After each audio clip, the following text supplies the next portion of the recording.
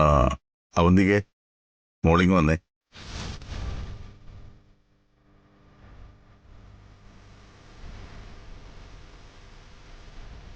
എന്താച്ചാ?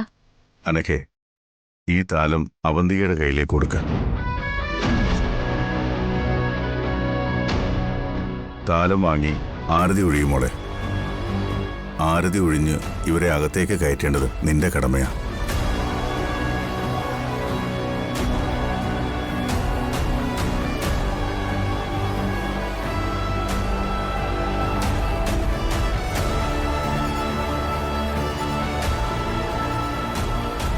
ഇതാരതിയല്ല, നിങ്ങളെ രണ്ടിനും ചുട്ടരിക്കാനുള്ള തീയ.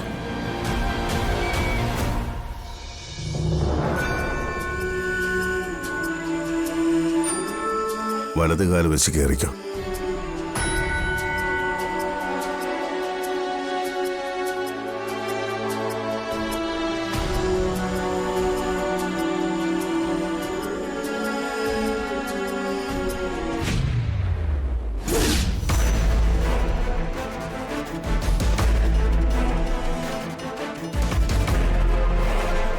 അവന്തികെ ആ ബാഗും കൂടി ഇങ്ങെടുത്തു.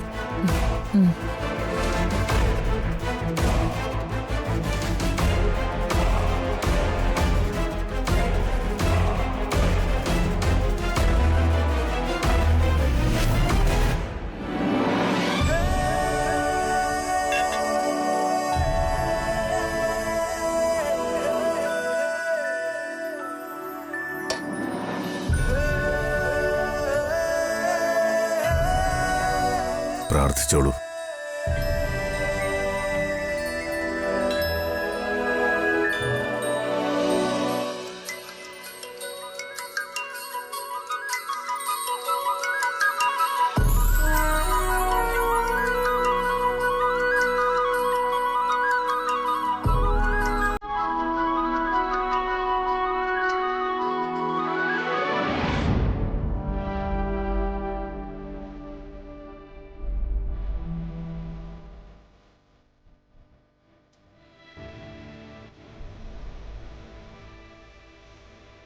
ഇനി ഏട്ടത്തിമാരുടെ രണ്ടുപേരുടെയും കാല് തൊട്ട് അനുഗ്രഹം വാങ്ങിക്കണം.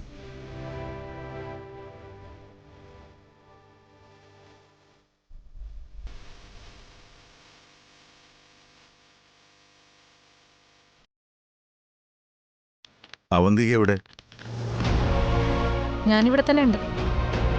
എന്റെ അനുഗ്രഹം ഇവർക്ക് ആവശ്യമുണ്ടാവില്ല. സ്നേഹേ, അവന്തികടുത്തൊരു അനുഗ്രഹം വാങ്ങിക്കാം.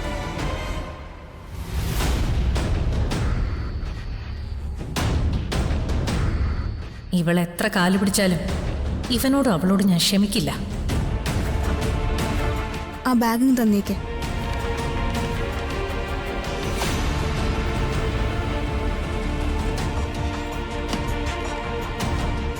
സോറി അവന്തിക മാഡം, ഞങ്ങളെ അനുഗ്രഹിക്കണം, ഞങ്ങൾക്ക് വേണ്ടി പ്രാർത്ഥിക്കണം. അത് ശരി. അപ്പൊ അർച്ചനയുടെ കാല് പിടിക്കാം, എന്റെ കാല് പിടിക്കാൻ വയ്യ. കാണിച്ചു തരാം ഞാൻ. അവന്തികയ്ക്കും ധനുഷിനും ഇടയിൽ എന്തോ ശത്രുതയുണ്ട്. അങ്ങനെ ഗൃഹപ്രവേശനം കഴിഞ്ഞു. ഇനി മുറിയിലേക്ക് പോവാം. അർച്ചനെ, ഇവരെ മുറിയിലേക്ക് കൂട്ടിക്കൊണ്ടു വെക്കോളൂ.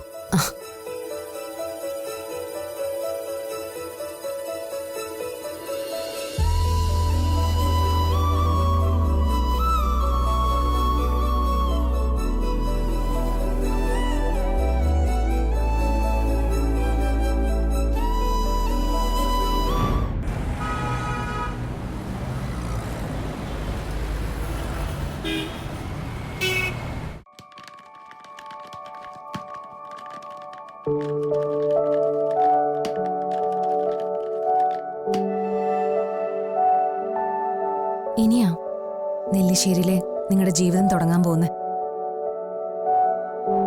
നന്ദേട്ടനും സന്ദീപേട്ടനും ഞങ്ങളോട് ക്ഷമിക്കില്ലേ ഏട്ടത്തി?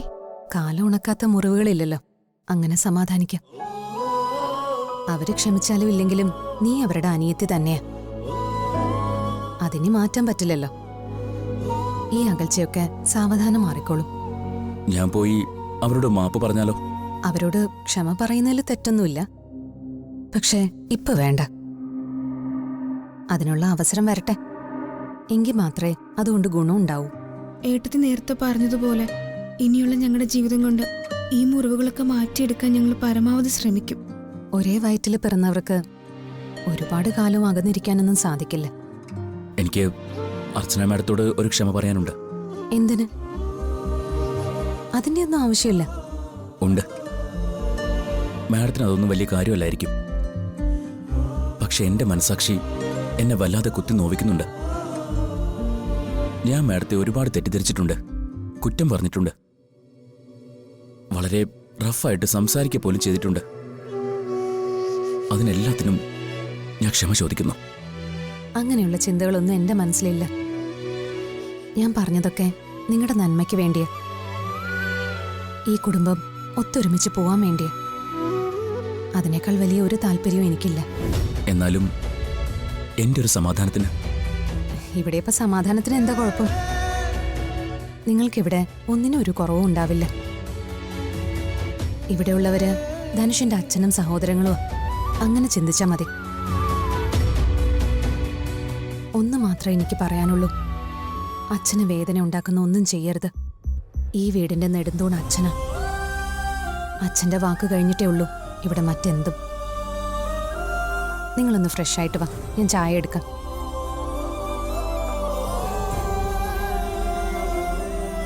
പിന്നെ ഇന്നു മുതൽ ഈ മാഡം എന്നുള്ള വിളി വേണ്ട, അർച്ചന, അത് മതി.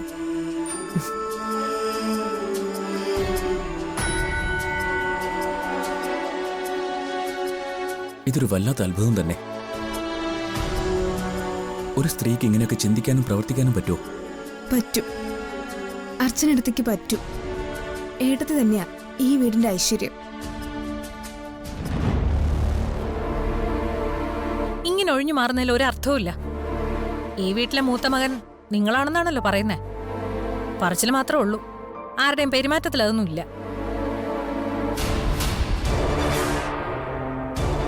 അവരെ കുറ്റം പറഞ്ഞിട്ട് എന്താ കാര്യം? ഒരു മൂത്ത മകന്റെ ഉത്തരവാദിത്വം ഏറ്റെടുക്കാൻ നിങ്ങൾക്കും താല്പര്യമില്ല. ഉണ്ടായിരുന്നെങ്കിൽ അവര് രണ്ടുപേരെയും പിടിച്ച് പുറത്താക്കുമായിരുന്നു. അതെങ്ങനെ ആ സമയത്ത് മുങ്ങിക്കളഞ്ഞില്ലേ? എന്റെ നിലപാട് ഞാൻ നേരത്തെ വ്യക്തമാക്കിയിട്ടുണ്ട്, അത് അച്ഛനറിയാം. നിങ്ങളെക്കാ കുറച്ചുകൂടെ നട്ടലിന് ഉറപ്പുണ്ട് സന്ദീപിന്. അതുകൊണ്ട് അവൻ നല്ല വ്യക്തമായിട്ട് കാര്യങ്ങൾ പറഞ്ഞു. ഞങ്ങളിൽ ആര് പറഞ്ഞാലും രണ്ടും ഒരുപോലെ തന്നെയാ. അങ്ങനെ ഒഴിഞ്ഞു മാറിയിട്ട് കാര്യമില്ല. അവനെ തിരിച്ചു കയറ്റാൻ തീരുമാനിച്ചതിൽ ഞങ്ങൾക്ക് രണ്ടുപേർക്ക് എതിർപ്പുണ്ട്. അത് നേരത്തെ പറഞ്ഞതുമാണ്. എന്ന് കരുതി അച്ഛന്റെ തീരുമാനത്തെ ചോദ്യം ചെയ്യാൻ ഞങ്ങളെ കൊണ്ട് പറ്റത്തില്ല. എന്താ ചോദ്യം ചെയ്താല്? പറ്റാത്ത കാര്യങ്ങൾ പറ്റില്ല എന്ന് പറയുക തന്നെ വേണം. നിനക്കിപ്പോ എന്താ വേണ്ടത്? ഞാൻ അവരെ പിടിച്ച് വീടിന് പുറത്താക്കണോ? അതിനുള്ള ധൈര്യം നിങ്ങൾക്ക് ഇല്ലാന്ന് എനിക്കറിയാം. എന്റെ ധൈര്യം അവിടെ നിൽക്കട്ടെ, പക്ഷെ നിനക്ക് പറയായിരുന്നില്ലേ? നിന്റെ അഭിപ്രായം പറയേണ്ട നീയല്ലേ? ആ, മൂത്ത മരുമകളായ എന്റെ അഭിപ്രായത്തിന് ഇവിടെ ഒരു വിലയില്ല. അതേസമയം അർച്ചനയുടെ അഭിപ്രായങ്ങൾക്ക് പൊന്നും വിലയുണ്ട് താനും. എന്തിനാ അച്ഛൻ ഈ വേർതിരിവ് കാണിക്കുന്നതെന്ന് എനിക്ക് മനസ്സിലാവത്തെ. ഞാൻ നിങ്ങളുടെ ഭാര്യ, എന്റെ അഭിമാനം സംരക്ഷിക്കേണ്ടത് നിങ്ങളുടെയും കൂടെ കടമയാ. ഭാര്യയുടെ മേന്മയെക്കുറിച്ചൊന്നും നീ എന്നോട് പറയണ്ട. അതിനെക്കുറിച്ചൊക്കെ പറയാൻ നിന്നാ ഒരുപാടുണ്ട്. അത്രയ്ക്ക് അഭിമാനിക്കാൻ പാകത്തിലുള്ളതൊക്കെ ഉണ്ടാക്കി വെച്ചിട്ടുണ്ടല്ലോ നീ ഇവിടെ. ഇതാ കുഴപ്പം. നിങ്ങൾക്ക് പോലും എന്നെ ഒരു വിലയുമില്ല. പിന്നെങ്ങനെ മറ്റുള്ളവർക്ക് വിലയുണ്ടാവും? അവനവന്റെ വില അവനവൻ സ്വയം ഉണ്ടാക്കേണ്ടതാ, അല്ലാതെ അത് മറ്റാരും തരേണ്ടതല്ല. എന്റെ അഭിപ്രായം ഞാൻ അച്ഛനോട് വ്യക്തമായിട്ട് പറഞ്ഞിട്ടുണ്ട്. അച്ഛന്റെ തീരുമാനത്തിനാണ് അവരെ ഇവിടെ വിളിച്ചു കയറ്റിയത്. അതിൽ എന്ത് കുഴപ്പം വന്നാലും അതിന്റെ ഉത്തരവാദിത്വം അച്ഛൻ തന്നെ ആയിരിക്കും. അർച്ചനയുടെ കയ്യിലെ കളിപ്പാവയാ നിങ്ങളുടെ അച്ഛൻ. അവളാ അച്ഛനെ മുൻനിർത്തി ഇതെല്ലാം ചെയ്യുന്നത്. ഈ വീട്ടിലെ കാര്യങ്ങളെല്ലാം നടപ്പാക്കുന്നത് അവളുടെ ഇഷ്ടത്തിനാ. സ്നേഹയും ധനുഷിനെ നെല്ലിശ്ശേരിയിലേക്ക് തിരിച്ചു കയറ്റിയത് അർച്ചനയുടെ താല്പര്യത്തിലാ. എനിക്കിനി ഇതിനെക്കുറിച്ച് സംസാരിക്കാൻ താല്പര്യമില്ല, അത് അച്ഛനോടായാലും നിന്നോടായാലും. അപ്പോ അച്ഛന്റെ തീരുമാനത്തെ നിങ്ങൾ അംഗീകരിച്ചു. അവരെ ഇവിടെ നിന്നും ഇനി പുറത്താക്കില്ല, അതല്ലേ നിങ്ങൾ പറഞ്ഞതിന്റെ അർത്ഥം? അവരെ തിരിച്ചു കയറ്റിയത് ഞാൻ ഒരിക്കലും അംഗീകരിക്കുന്നില്ല. എന്ന് കരുതി അച്ഛന്റെ മരണം വരെ അച്ഛന്റെ തീരുമാനങ്ങളെ ഞാൻ എതിർക്കുകയില്ല.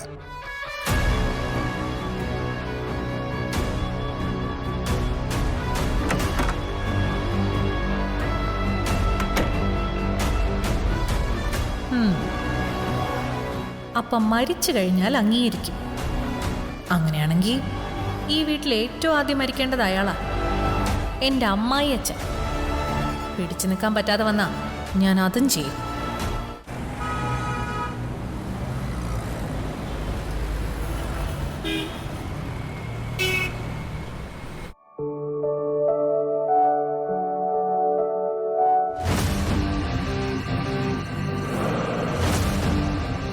അങ്ങനെ നീ അകത്ത് കയറിയല്ലേ? കയറി. നിന്റെ മുഖത്തൊരു വിജയത്തിന്റെ ചിരിയുണ്ട്. എന്നെ തോൽപ്പിച്ചു എന്നൊരു ചിന്ത നിന്റെ ഉള്ളിലുണ്ട്. പഴയ ധനുഷല്ല ഇപ്പൊ നീ എന്ന് എനിക്കറിയാം. എന്റെ വാക്കിന് മറുവാക്കില്ലാതിരുന്ന ആ പഴയ ധനുഷിൽ നിന്ന് സ്നേഹയുടെ ഭർത്താവ് എന്ന കുപ്പായത്തിൽ കയറി നെല്ലിശ്ശേരിയിലെ മരുമകന്റെ കസേരയിലിരുന്ന് ഈ വീട് ഭരിക്കാന്ന് നീ വിചാരിക്കുന്നുണ്ടോ? എനിക്കങ്ങനെ ഒരു വിചാരമില്ല. പക്ഷേ നീ ഒന്ന് മനസ്സിലാക്കണം, നമുക്ക് രണ്ടുപേർക്കും ഒരേ അവകാശമാണ് ഇപ്പോ ഈ നെല്ലിശ്ശേരി വീട്ടില്.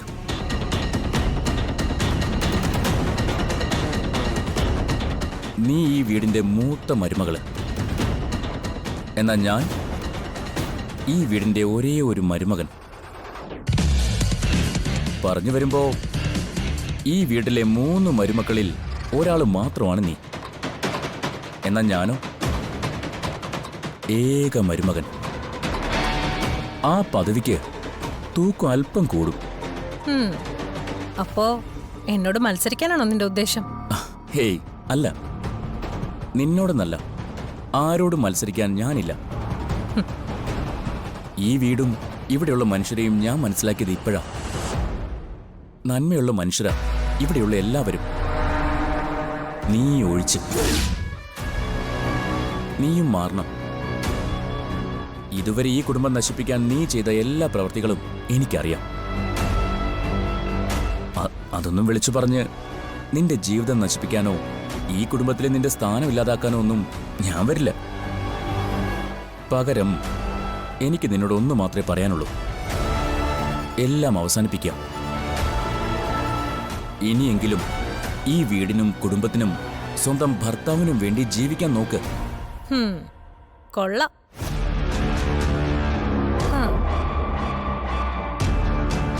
നിന്നെ അവള് നന്നായിട്ട് ബ്രെയിൻ വാഷ് ചെയ്തിട്ടുണ്ട്. ആ മിടുക്കിന് അവളെ അംഗീകരിച്ചേ പറ്റൂ. നീ കരുതുന്ന പോലൊന്നും അല്ല ഇവരാരും. അറിഞ്ഞുകൊണ്ട് ആർക്കും ഒരു ദ്രോഹവും ചെയ്യുന്നവരല്ല ഇവര്. നീ എന്താ പറഞ്ഞോണ്ട് വരുന്നത്? എന്റെ മനസ്സിലെ പകയും പ്രതികാരവും എല്ലാം ഞാൻ മറക്കണമെന്നോ? മറക്കണം. എന്നോ കഴിഞ്ഞു പോയതിന്റെയൊക്കെ പ്രതികാരം തീർക്കാൻ വേണ്ടി ചെയ്തു കൂട്ടിയതൊന്നും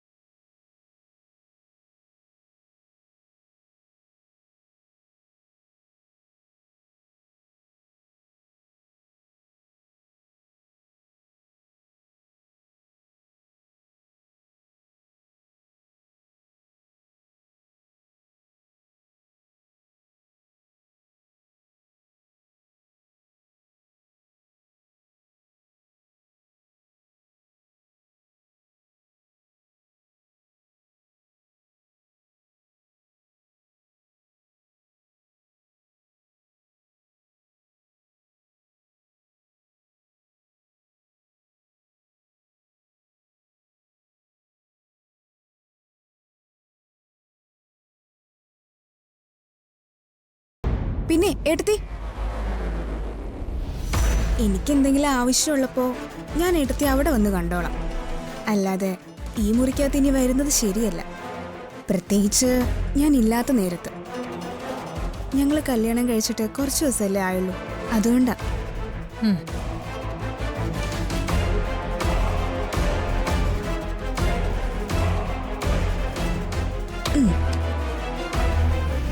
അത് നീ ഏട്ടത്തിയോട് പറഞ്ഞാണെങ്കിലും ഞാൻ കേട്ടു. നല്ല ക്ലാസ് മറുപടിയാ നീ കൊടുത്തത്. എടുത്തിയോട് മാത്രമല്ല, ധനുഷിനോടും കൂടെ ചേർത്താ പറഞ്ഞ്. കേട്ടല്ലോ. ഉം.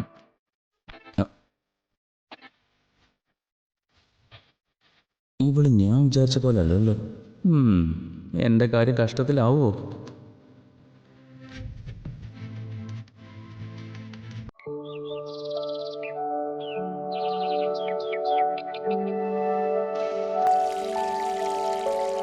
ഇന്ന് എന്തൊക്കെയാ സ്പെഷ്യൽ? ഒരു സ്പെഷ്യൽ പായസം ഉണ്ടാക്കാനുള്ള പരിപാടിയാ. എന്ത് പായസം? അടപ്പായസമാണോ? ഇതൊന്നുമല്ല, അതുക്കും മേലെ. അപ്പൊ പിന്നെ നെയ്പായസമായിരിക്കും. നെയ്യൊക്കെ നല്ലതുപോലെ ചേർക്കണം, പക്ഷേ ഇത് നെയ് പായസം അല്ല. നീ ഒന്ന് ചുമ്മാ ഗസ് ചെയ്ത് നോക്ക്. ദാ, നീ ഇത് നോക്ക്. ഇത് ശർക്കര കലക്കിയതെന്ന് മനസ്സിലായി, ഏലക്ക, ഉണക്കമുന്തിരി അത് മനസ്സിലായി. ഇത് അരി. പക്ഷെ അടച്ചു വെച്ചേക്കുന്ന എന്താ? അതാണ് ഇന്നത്തെ സ്പെഷ്യൽ. അർച്ചനേട്ടത്തിന്റെ സ്പെഷ്യൽ റെസിപ്പിയാ. ഇത് ഗസ് ചെയ്ത് എന്താണെന്ന് പറഞ്ഞ ഞാൻ നിനക്കൊരു സമ്മാനം തരാം.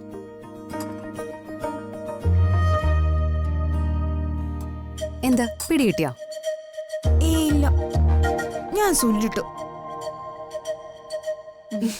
സത്യം പറയട്ടെ, ഇത് എന്ത് പായസാ? സൊല്ലിട്ട സ്ഥിതിക്ക് പറയാം. ഇന്ന് നമ്മൾ ഉണ്ടാക്കാൻ പോകുന്നതേ മധുരക്കിഴങ്ങ് പായസം. വേവിച്ച മധുരക്കിഴങ്ങ് തേങ്ങാപ്പാലിൽ അരച്ചെടുത്തതാ ഈ ഇരിക്കുന്നെ. മധുരക്കിഴങ്ങ് പായസോ? മധുരക്കിഴങ്ങ് കൊണ്ട് എങ്ങനെയാ പായസം ഉണ്ടാക്കുന്നേ? റെസിപ്പി ഉണ്ടോ? സോഷ്യൽ മീഡിയയിൽ പലതരത്തിലുള്ള റെസിപ്പി ഉണ്ട്, പക്ഷെ ഇത് അർച്ചനേട്ടത്തിന്റെ സ്പെഷ്യൽ റെസിപ്പിയാ. ഞങ്ങളുടെ വീട്ടിലെ എല്ലാ സ്പെഷ്യൽ ഡേയ്സിലും ചേച്ചിയുടെ വക ഈ മധുരക്കിഴങ്ങ് പായസം ഉണ്ടാക്കും. സദ്യ കഴിഞ്ഞ് ഈ മധുരക്കിഴങ്ങ് പായസം ഒരു ഗ്ലാസ് കഴിച്ചാ മതി. ആഹാ, എന്ത് ടേസ്റ്റാന്നറിയോ? എന്നെ ഈ മധുരക്കിഴങ്ങ് പായസം വെക്കാൻ പഠിപ്പിക്കാവോ? എനിക്കും ഉണ്ടാക്കണം. ധനുഷിന് സ്പെഷ്യലായിട്ട് ഉണ്ടാക്കി കൊടുക്കാലോ. എന്നാ പിന്നെ ഇന്നത്തെ പായസം നിന്റെ കൈകൊണ്ട് നീ തന്നെ ഉണ്ടാക്കിക്കോ. എന്റെ പൊന്ന് ചേച്ചി, ഇവളിത് കൊളാക്കുവേ. ആദ്യമായിട്ട് നിന്റെ കൈകൊണ്ട് ധനുഷിന് പായസം ഉണ്ടാക്കി കൊടുത്ത് അത് കഴിച്ചിട്ട് ധനുഷ് നിന്നെ ഡിവോഴ്സ് ചെയ്ത്, ഹോ, ലൈഫ് ഒന്ന് പച്ച പിടിച്ച് വരുന്നതേ ഉള്ളു മോളെ. അതിനിടയിൽ ഇത്രയ്ക്ക് ധൈര്യം കാണിക്കണോ? നിങ്ങൾ എന്നെ അങ്ങനെ കളിയാക്കൊന്നും വേണ്ട. അർച്ചനടുത്തി എനിക്ക് റെസിപ്പി പറഞ്ഞു തന്നാ മതി, ഞാനിത് ഉണ്ടാക്കിക്കോളാം. എന്നെ കൊണ്ട് ഇത് ഉണ്ടാക്കാൻ പറ്റൂന്ന് എനിക്കൊന്ന് അറിയണമല്ലോ. ശരി, പറഞ്ഞുതരാം. നീ തന്നെ പായസം വെച്ചോ. ആദ്യം എന്താ വേണ്ടേ? അത് നീ ഒരു കാര്യം ചെയ്യും, തലയും കുത്തി നിക്ക്. ഒന്ന് പോവാതിരേ. സ്നേഹ, ഞാൻ പറഞ്ഞുതരാം, നീ അതുപോലെ ചെയ്താ മതി.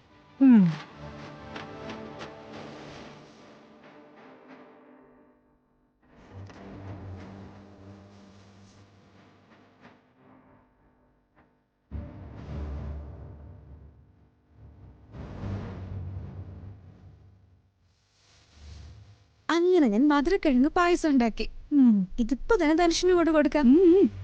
ഉടനെ കൊണ്ട് കൊടുക്കണ്ട, ആദ്യം കുറച്ച് ടേസ്റ്റ് ചെയ്ത് നോക്കിയിട്ട് അപകടം ഒന്നും ഇല്ലെങ്കിൽ കൊണ്ടുപോയി കൊടുക്ക്. അല്ലേ, വെറുതെ കൊടുത്തിട്ട് പണി മേടിക്കണ്ടല്ലോ. ഒരു കുഴപ്പമില്ല. നീ ഒന്ന് ടേസ്റ്റ് ചെയ്ത് നോക്ക്. നീ ഒന്ന് കഴിച്ചു നോക്ക്.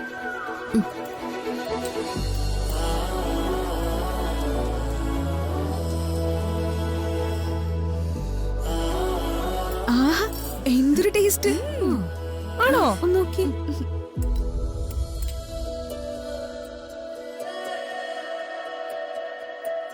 കൊള്ളാലോ ഏട്ടത്തി, എന്തൊരു ടേസ്റ്റ്.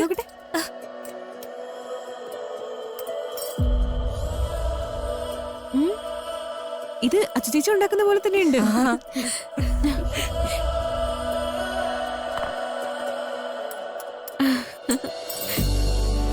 അപ്പൊ സംഭവം സക്സസ്.